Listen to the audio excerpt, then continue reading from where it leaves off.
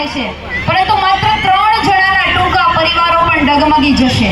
It's my life and my slogan સંભળાતા વાર નહીં લાગે. સદીઓ પહેલા અંગ્રેજો આપણા દેશમાં આવીને 200 વર્ષ સુધી આપણા દેશને ગુલામ બનાવ્યો હતો અને અનેક જુલ્મો કર્યા હતા. છતાં પણ એ લોકો આપણા દેશની જે વસ્તુને તોડી નથી શક્યા એ હતું આપણા તહેવારોની રોનક અને આપણી પારિવારિક ભાવના. આજે તો અંગ્રેજો પણ નથી ને આપણો દેશ ગુલામ પણ નથી, છતાં આ બધું થાય છે. એની પાછળ આંધળું અનુકરણ અને નબળી માનસિકતા. ડોલર, યુરો કે પાઉન્ડના મોહમાં રૂપિયા સાથે જોડાયેલા આપણા પરિવારને લાત મારીને આજની યુવા પેઢીમાં છેલ્લા 5-7 વર્ષથી જે વિદેશી મોહ વધ્યો છે એના કારણે તો આપણા વિભક્ત કુટુંબો હજી પણ વધારે વિભક્ત થતા જાય છે. આપણી એકતા અને અખંડિતતાના પાયામાં લૂણો લગાડી રહ્યા છે.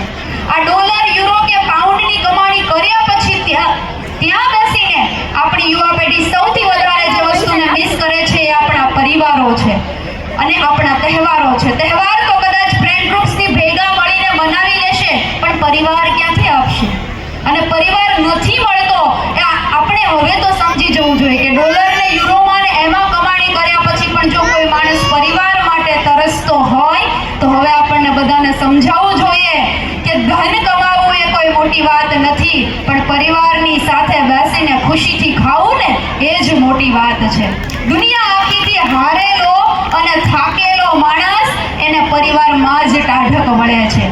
જીવનમાં ગમે એવી મોટી ભૂલ થઈ હોય ને તો સૌથી પહેલી માફી પરિવારમાંથી મળે છે. એટલે સૌથી પહેલા પરિવારને જણાવજો. પરિવાર જે સોલ્યુશન આપશે, એમની પાસે જે સોલ્યુશન હશે એ દુનિયાના કોઈ ખૂણામાં સોલ્યુશન નથી મળવાનું.